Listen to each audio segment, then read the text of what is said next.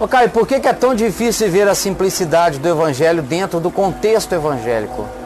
Porque o contexto evangélico foi feito para existir contra a simplicidade do evangelho. Isso. Porque uma coisa não tem nada a ver com a outra. O lugar mais fácil para você viver a simplicidade do evangelho é no mundo. Menos na igreja. Igreja, entre aspas, caracterizando e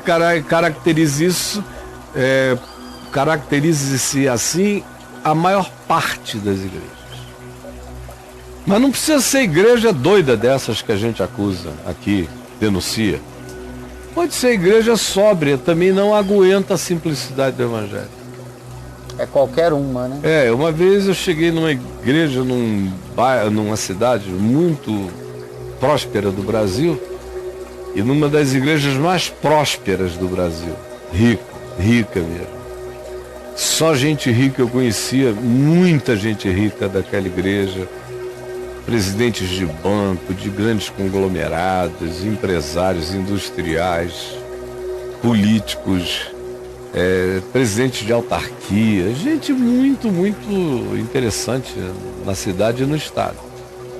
E eu ia sempre no aniversário daquela comunidade pregar lá. Cheguei lá um dia para pregar e eu soube, antes de eu ir, que um determinado indivíduo, irmão de uma pessoa que eu conhecia, também muito conhecida essa pessoa, no meio cristão em geral, o irmão dela estava se congregando lá.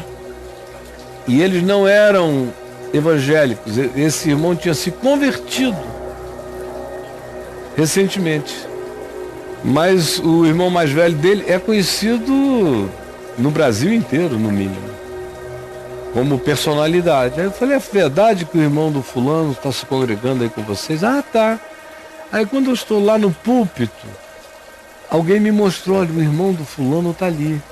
Aí eu vi aquele carinho bem simplesinho, um terninho roto, entrando, humildezinho, sentou num canto. Eu falei, irmão do fulano, é. Aí a pessoa virou para mim e falou, mas é esquisito, reverendo. É esquisito, rapaz. É um bom moço, mas muito esquisito. Olha, ele é formado em macroeconomia, com mestrado e doutorado na Alemanha e na Bélgica. Mas ele largou isso tudo para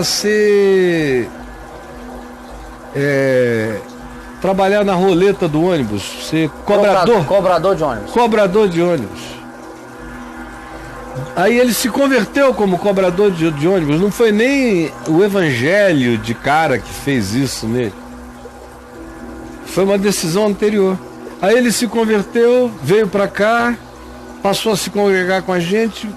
Um monte de faculdades convidando para ele ser professor. Em todas. Porque o currículo do cara é extraordinário. Ele é um gênio. Ele disse que não queria, ele preferia ser jardineiro. Aí foi jardineiro. E os crentes começaram a pedir para ele fazer jardinagem, ele fazia muito bem. E todo mundo dava para ele roupa. E começaram, e não entendiam por que ele ia sempre com a mesma roupa. Aí um dia resolveram visitar o quartinho onde ele morava. Chegaram lá, tinha uma cama de campanha e 2 ou 3 roupas. Aí perguntaram, mas e as roupas que a gente deu? Aí ele falou, não, eu só preciso dessas aqui, tá cheio de gente, com frio. Precisando. A cidade lá é fria. Dê para todo mundo. E cama, você vai dormir nessa cama aqui? Não, não preciso, essa aqui tá ótima, aquela que abria a cama de campanha. Aí foram lá, botaram uma cama, puseram móveis, fizeram não sei o quê. Voltaram um ano depois, ele tinha dado tudo para uma viúva, para alguém lá que estava com a mesma caminha. Mesma caminha, mesma coisa. E as ofertas continuavam. Você conversava com ele, você via a inteligência brilhante do cara, mas ele não estava afim de nada. Ele queria viver a simplicidade do que ele vivia. Hoje ele é professor numa grande universidade, mas continua vivendo a mesma vida simples. E também tinha uma alegria celibatária natural. Queriam que ele se casasse, conhecesse pessoas, ele estava em paz. Ele não estava afim. Não estava afim. Aí eu levei para almoçar comigo, depois jantei com ele também, comecei a conversar, fui dizendo, olha, relaxa. Eles nunca vão te compreender. Você acha que se Jesus entrasse aqui, sem ser já apresentado como ressuscitado de entre os mortos, se entrasse só como um rapaz de 30 anos, o que ia rolar aqui dentro? Meu Deus, ele ia ser expulso daqui logo. A religião não tolera o evangelho. O evangelho desmonta o poder da religião. A religião não quer a totalidade do evangelho, só quer as simbolizações do evangelho, porque a totalidade do ensino do evangelho desconstrói a própria religião.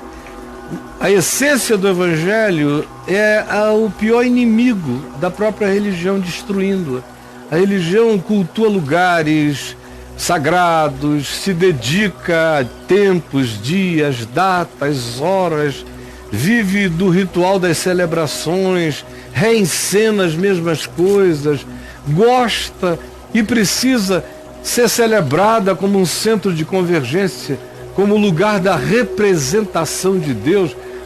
Todo centro religioso quer ser um Vaticano. Todo.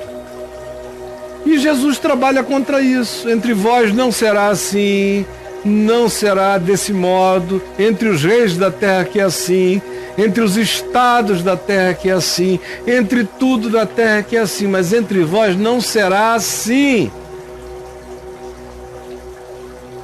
E Jesus chega e acaba ainda com tudo, porque a religião não existe sem templo, sem sedes monumentais.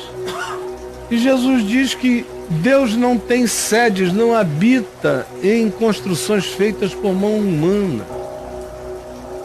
Que o lugar onde se deve adorar é em espírito e em verdade, em qualquer lugar. Você pode ir até um lugar, mas não para adorar a Deus. Eu vou a um lugar como uma praça de encontro humano, mas não é para adorar a Deus. Eu não vou ao culto domingo à noite aqui no caminho para adorar a Deus, porque se eu não for, eu não adorei a Deus. Eu adoro a Deus de manhã, de tarde, de noite, o dia inteiro. Eu vou lá para anunciar o evangelho que edifica, exorta e consola, e para ver irmãos. E ver que eles estão se encontrando e se fazendo bem. E sendo motivados para seguir e viver o evangelho. Só isto. Adoração a Deus não tem nada a ver com nada disso. E quem continua a vender essa história do levita, do lugar da adoração, da casa da adoração, está trabalhando para manter o lugar cheio, porque sem um lugar cheio não haverá as contribuições necessárias para manter o lugar. E é preciso que cada um que vai ali ache que aquele cara é o legítimo representante de Deus para receber o dinheiro de Deus e aplicar conforme a vontade de Deus. Ora, o evangelho acaba com isso. O evangelho destrói essa lógica. Por isso é que é impossível viver a simplicidade e a totalidade do evangelho da graça de Deus, eu diria, em qualquer das estruturas religiosas que eu conheço. A moçada gosta muito de Jesus, mas nem tanto. Diz que ama Jesus, mas não suporta o evangelho. Vamos lá, brother? Só temos 30 minutos. Caião,